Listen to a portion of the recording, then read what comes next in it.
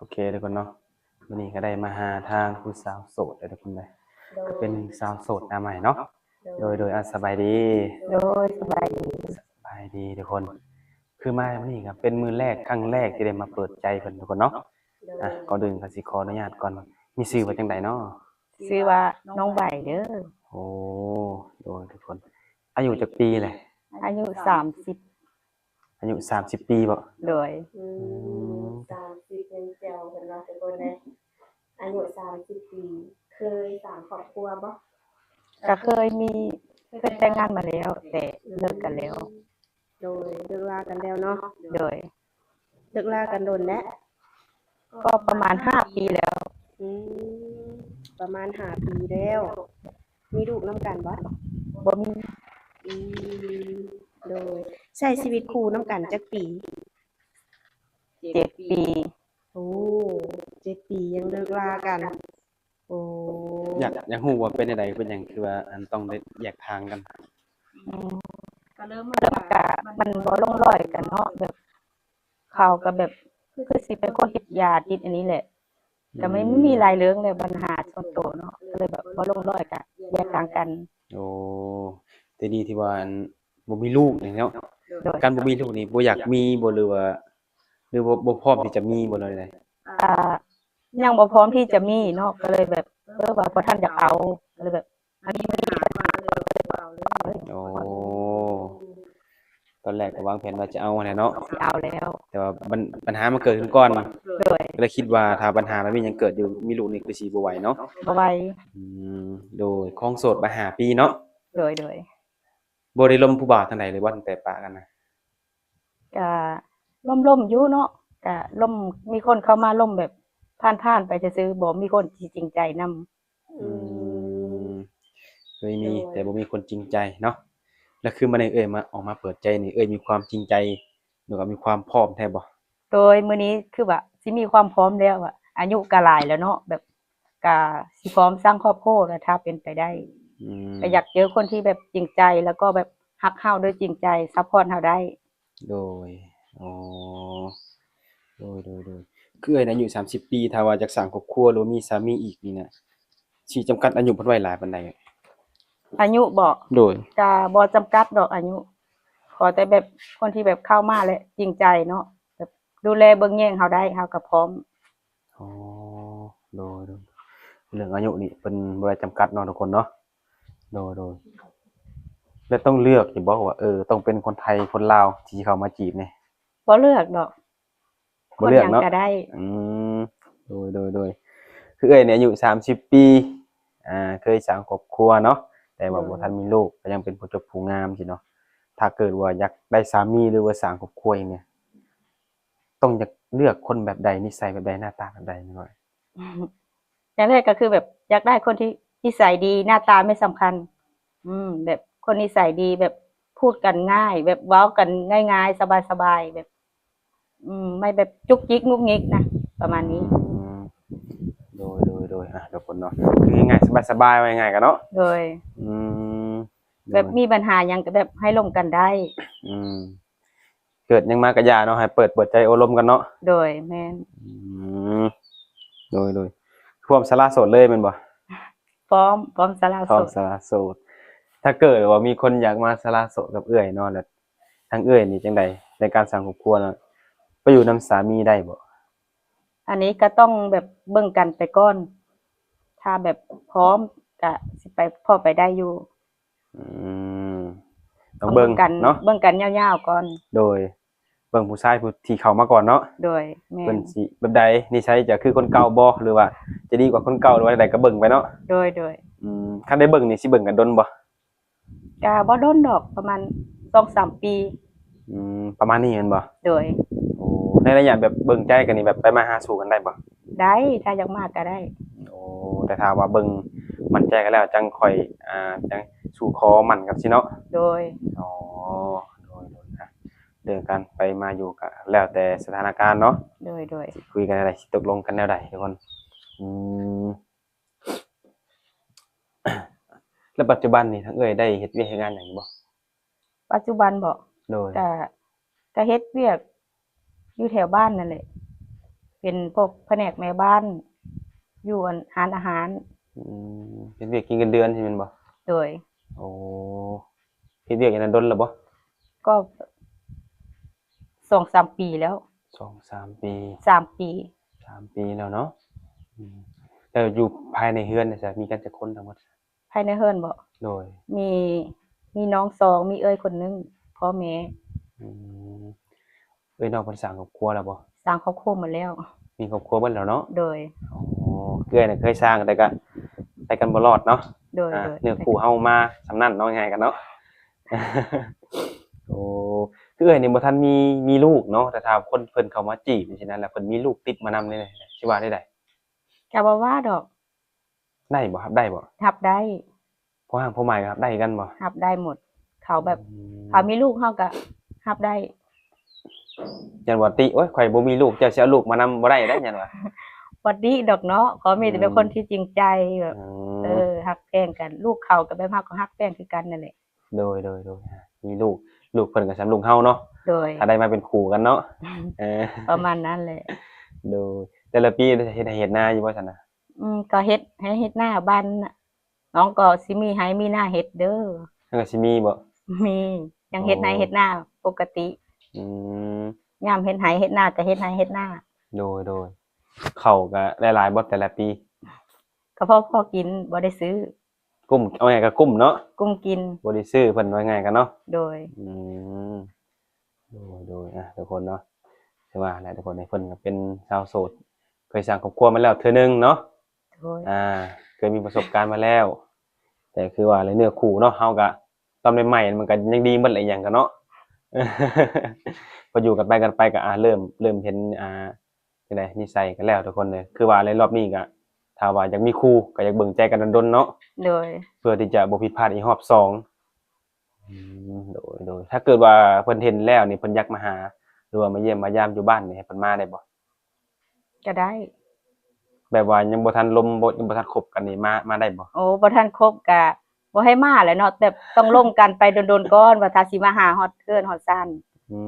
ต้องได้ขึ้นสถานะว่าคบหากันก่อนบ่จังให้มา โดย โอ้แบบมาเบิ่งก่อนนี่บ่ได้แม่นบ่ สิเบิ่งหยังเนาะแบบถ้าอยากเบิ่งก็โทรวิดีโอคอลโทรอีหยังก็ได้เบิ่งทางโทรศัพท์ก็ได้ เอาซั่นก็ได้เนาะ โดย บางคนมันจะบ่เคยได้บางคนอยากมาเบิ่งเด้ตัวจริงเป็นจังไดเนาะ เฮือนซานเป็นจังไดเฮือนซานซั่นบ่อนอยู่วันเสาร์จังซี่นะ ลงไปก่อนเนาะบางทีแบบคนเฮาก็ยังบ่ฮู้ใจกันคักเนาะว่า โดย ว่าเขาสิมาแบบใดแบบเฮาก็ต้องลงไปโดนๆฮู้ใจกันแล้วก็ว่าสิมาก็มาได้ โดยเอาตามนี้นะเอ้ยเนาะ โดย เอาแบบที่เอ้ยว่านี่แหละเนาะ โดย นี่มันหนึ่งมากอะมันก็สิดีกับตัวเฮาคือกันเนาะ โดย เพราะว่าเฮาก็บ่จักเพิ่นก็บ่จักเฮาเพิ่นสิมาเฮาจักเพิ่นสิมาในรูปแบบใดคือเอ้ยว่าหั่นแหละเนาะ โดย จักหวังดีหรือว่าหวังร้ายเฮาก็บ่ฮู้นำเพิ่นเนาะ โดย โดยคือเอ้ยนี่ก็ได้กินเหล้ากินเบียร์หรือกินดื่มอยู่บ่ ก็มีอยู่แบบงานแบบนั้นก็ไปได้กินได้ โดย ถ้าคนที่เขามาจีบเพิ่นก็กินคือกันนี่ได้บ่ ได้ ได้ แต่บ่ให้เกินเด้อ มีขีดจำกัดเนาะ มีขีดจำกัดเด้อว่า โดย บ่แม่นว่าสิให้กินเรื่อยๆทุกมื้อทุกวันก็บ่ได้คือกัน โดยก็คือกินได้เนาะ โดย กินได้แต่ก็คือบ่ให้เกินเพิ่นว่าบ่ได้ห้ามไว้ง่ายกันเนาะ บ่ได้ห้าม เพราะว่าทุกมื้อสังคมเฮาก็เหล้าเบียร์เนาะบ่อยากพลาดส่วนหลายคือมื้อนี้ แม่น ในเส้นคนสูบยาเด้ซะ สูบยาก็ สูบ ถ้าย เป็น สูบ ไปได้ มัน ก็บ่ให้หั่นแหละถ้าห้ามได้ก็บ่ให้สูบแต่ห้ามบ่ได้ก็เนี่ยว่าทุกคนมันก็มีเนาะก็ โดย ได้อยู่รับ ก็ ได้ คือว่าได้อยู่แต่ถ้าเลือกได้ก็ดีเนาะ ได้ เอาง่ายๆก็ประมาณนี้ ถ้าเลื ทุ อก กคน ได้ก็ดี โดยโอ้ประมาณนี้แหละทุกคนเนาะสเปคเพิ่นหรือว่านิสัยเพิ่นก็มักหลายๆคนก็คือมักนิสัยดีอะไรง่ายกันเนาะ โดย นิสัยดีเว้าจากันม่วนซื่นแล้วก็สบายๆเนาะโดยเฉพาะคนจุจี้จุกจิกนี่บ่มักว่าง่ายกันเนาะเออ โดยคิดอยากไปเฮ็ดงานทางอื่นทางไกลอยู่บ่ ก็คิดอยู่เนาะอยากไปแต่แบบยังบ่มีแบบจังได๋บ่มีเวลาไปนี่แหละคืออยากไปอยู่แต่แบบอยู่บ้านก็ยังมีเวียกมีงานให้เฮ็ดก็เฮ็ดแถวบ้านเฮาก่อน อ๋อรายได้คือบ่กุ้มอยู่แม่นบ่ โดย คือปัจจุบันนี้ไผเป็นเสาหลักของครอบครัวในเฮือนนี่ สาระของครอบครัวก็จะมีน้อง โดยมีไผอีกบ่ มีแต่น้องนั่นแหละเป็นเสาหลักครอบครัวแบบอยู่ในเฮือนเนาะ โอ้ ส่วนคอยก็แบบสิไปมาๆนะ อืม ธรรมดาคนโสดนั่นแหละ แน่นอนเนาะเด้อ ตามสไตล์คนโสดนั่นแหละ ๆและจังไดทุกมื้อเนี่ยมีเฮือนมีชานเป็นของตัวเองแล้วบ่ เฮือนซ่านบอกก็ว่าสิเฮ็ดอยู่เด้ก็มีซ้ำหนึงซ้ำเลยแหละกำลังสิเริ่ม สร้างอยู่แต่ยังบ่ทันสำเร็จเนาะ โดย โอ้ สร้างอยู่กำลังว่ามันบ่ทันสำเร็จ โดย ว่าสิหาคนมาสร้างฝันซอยนี่แหละ สร้าง เอา แล้ว เป็นไปได้ สร้างแล้วต้องให้เพิ่นมาอยู่นำเด้สร้างแล้ว โอ้ย สร้างแล้วก็มาอยู่ได้แหละเนาะ อืม สร้างนํกันแล้วก็มาอยู่นํกัน โดยทุกคนเนาะแม่นถ้าผู้ใดแบบว่าอยากมาอยู่แถวสวรรณเขตเฮาเนาะแม่นบ่อยู่เมืองสวรรณเขตนี่หรอแข่งสวรรณเขตนี่เนาะ โดยอยู่แก่งสวรรณเขต ดูว่าหนุ่มไทยอยากมาอยู่ลาวเนาะก็มาได้ทุกคนแต่คือว่าแล้วในช่วงนี้เพิ่นก็เคยมีประสบการณ์ถ้าว่าสิเข้ามาก็ต้องรอหน่อยจักหน่อยเนาะต้องเบิ่งใจกันไปโดนๆแบบเพื่อความมั่นใจทั้งสองฝ่าย คือแบบว่าเบิ่งใจกันไป2 ปี 3 ปีเคยว่าเนาะแต่ว่าคนที่เขามาจีบนี่นะอายุเพิ่นหลายยกตัวอย่างมาแบบ60 70เพิ่นรอบ่ไหวเด้อเด้อ อันนี้ก็ต้องเบิ่งแบบจักแนวใดเนาะแบบถ้าเป็นแบบถ้ามีบุญสัมพันธ์กันก็น่าจะไปกันได้ อยู่ที่ว่าวาจาเฮาร่วมกันแล้วก็ แม่น การกระทำเนาะ การกระทำวาจาการกระทำ โดยแน่นอน บางทีบางคนก็ลมกันไปเว้าให้ความหวังแต่ว่าการกระทำบ่มามันก็ไม่ได้ให้เฮาพึ่งพาบ่ได้ว่าง่ายกันเนาะ โดย การที่เฮาหาคู่หรือว่าเฮานี่เป็นผู้หญิงเฮาก็ต้องอยากพึ่งพาสามีไว้ง่ายกันเนาะ แม่นโดย อืมโดยทุกคนเนาะประมาณนี้แหละทุกคนเนาะหลายๆคนก็คือสิอยากมีจังไดเนื้อคู่เนาะอายุประมาณนี้เพราะว่าสิมีความจริงใจดีพุ่นน่ะเพราะว่าที่ผ่านมาเฮาก็เคยไปถ่ายแต่อายุน้อยๆเนาะมีแต่การหลอกลวงส่วนหลาย ก็เห็นใจเพิ่นอยู่ทางหนุ่มฝั่งไทยเพิ่นก็ได้บางคนทางไกลมาล้มได้สิแบบคนอยู่แถวเมืองนอกแบบต่างประเทศนี่นะก็ก็สิล้มเพิ่นได้บ่ ล่มได้ ล้มได้แม่นบ่ โดย ทุกคนเนาะเอาง่ายๆคืออายุก็บ่จำกัด ส่วนว่าสิเป็นคนทางใดเพิ่นก็บ่ได้จำกัดเนาะ โดย แบบว่าสื่อสารกันเข้าใจก็คือว่าจบเนาะ โดย โดยทุกคน มีจังได๋แบบ ในอนาคตถ้าว่าได้สร้างครอบครัวมีความฝันมีความคิดอยู่บ่ว่าอนาคตแบบเฮาสิเฮ็ดหยังเนาะแบบถ้าว่ามีสามีแบบสิมีรายได้เข้าในเรือนเฮาหั่นนะ ก็อยากมีแบบความฝันก็คืออยากเป็นแบบ เป็นแบบอยากมีร้านเป็นของตัวเองประมาณนี้แหละแบบค้าขายเป็นของตัวเองขายออนไลน์ขายอันนี้แหละมันสิมีแบบทุกมื้อนี้เนาะมันก็มีแบบค้าขายออนไลน์แต่นางบ่มีทุนก็เลยบ่กล้าเฮ็ด โอ้ ถ้าแบบมีคนที่ใจดีมาซัปพอร์ตเฮาก็สิไปด้านนี้ มักด้าน ทาง นี้ เสริ บ่ มสวยด้าน เสริม นี้ สวย โดย โอ้เคยมีประสบการณ์ทางด้านนี้บ่ ก็เคยมีเนาะประสบการณ์แบบก็เคยไปอยู่แบบอยู่ร้านเสริมสวยแบบนี้แหละก็เฮาบ่มีทุนบ่มีอีหยังก็เลยแบบเลิกลากันไป แบบล้มลาแล้วล้มความฝันนะ ลมละลายความฝันเจ้าของ ล้ม เนาะ ลายความฝัน การคำว่าทุนมันหลายบ่เอ่ย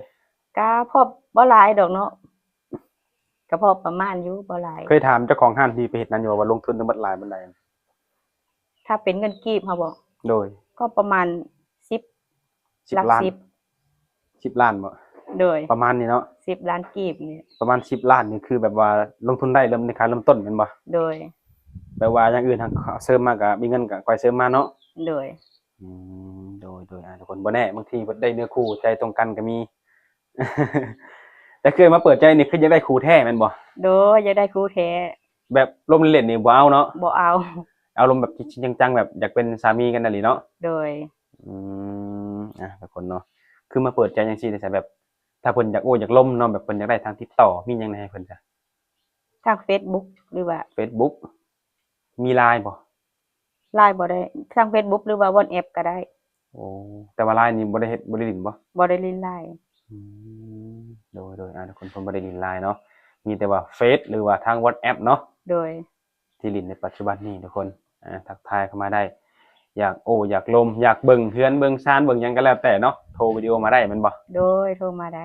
ก็ถ้าว่าในการแบบว่าให้มาหาเพิ่นยังบ่สะดวกทุกคนตอนนี้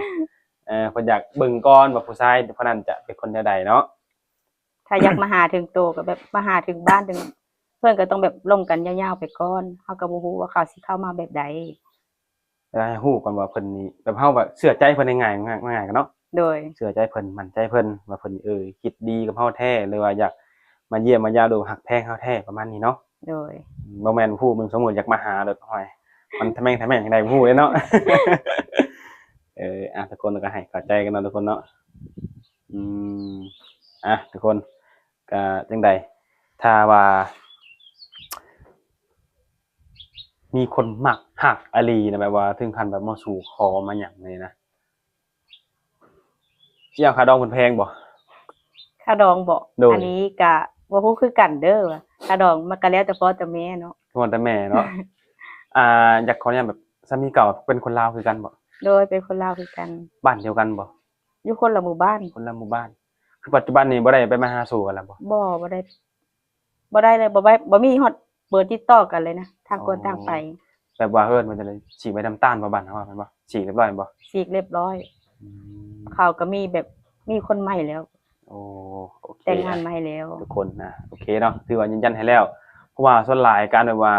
ขออนุญาตนำนะแบบผู้สาวไม่ห้างแบบเพิ่นมาเปิดใจสลายหนุ่มๆเพิ่นอยากย่านแบบว่า ยังไปมาหาสู่กันซื่อๆหันนะ รับประกันบ่ไป บ่ไปแม่นบ่ เลิกลาเด็ดขาดแล้ว เพราะว่าล่าสุดนี่ก็มีอยู่เนาะแบบให้หนุ่มไทยมาขอ แต่ว่าตัวเองนี่ยังบ่อยากกับคนเก่าจังซี่นะอยากแต่ปากแต่บ่ได้ฉีกใบยังไงนะมันมีแบบนี้หันนะก็เลยว่าบ่อยากให้มีแบบว่าเสือที่สองในมันสิเสียเฮาบ่แม่นหยังดอกแต่คืออันนี้เรียบร้อยเนาะ เรียบร้อย ตัดขาดเรียบร้อย 100% เลยทุกคน 100% อ่า โสด100% โสดแน่นอน 100% เลยก็บ่มีลูกอีกทุกคนเลยแต่ว่าพร้อมมีเนาะ พร้อมมี พร้อมมีทุกคนถ้าว่าเจอผู้ชายที่ดีๆมีความพร้อมดูแลเฮาหรือว่าครอบครัวเฮาเนาะเรื่องหน้าที่การงานเพิ่นได้จะต้องแบบใดต้องให้เพิ่นเฮ็ดงานแบบเป็นหัวหน้าเองบ่หรือว่าต้องเป็นเจ้าของเองเลยนะ หน้าที่การงาน ของเพิ่นของผู้ชายที่เขามาจีบนี่ ก็แนวใดก็ได้เนาะขอแต่เป็นคนแบบขยันเฮ็ดอีหยังมันก็ดีไปหมดทุกอย่างนั่นแหละ โดยทุกคนเนาะเฮ็ดงานให้ก็แล้วแต่ว่าขอให้เฮ็ดให้ดุให้มั่นไว้ง่ายกันเนาะ โดย คนดุคนมั่นอยู่ไสก็รอดเนาะ โดยโอเคทุกคนเนาะเฮาก็มาเปิดให้เพิ่นเป็นมื้อแรกก็สิบ่เว้าหลายอย่าห่างทุกคนเนาะก็สิบ่ถามหลายดอกถ้าว่าหนุ่มโสดคนใดอยากรู้หยังเกี่ยวกับเพิ่นก็เพิ่นมีเฟซแล้วก็มี WhatsApp ให้ก็ไปโอ้ไปล้มไปคุยสอบถามเพิ่นได้ทุกคนเนาะวันนี้เฮาก็มาเปิดใจให้เพิ่นเป็นทางการเนาะก็ถามไปเล็กน้อยๆทุกคนก็โอกาสหน้ามื้อหน้ามื้อไหนถ้ามีหยังก็เฮาก็สิได้ถ่ายคลิปให้ใหม่เรื่อยเดทให้ใหม่เนาะมื้อนี้ก็สิเอาส่ำนี้ก่อนเนาะพอกันในมื้อหน้าเด้อโดยสบายดี โอ้ยสบายดี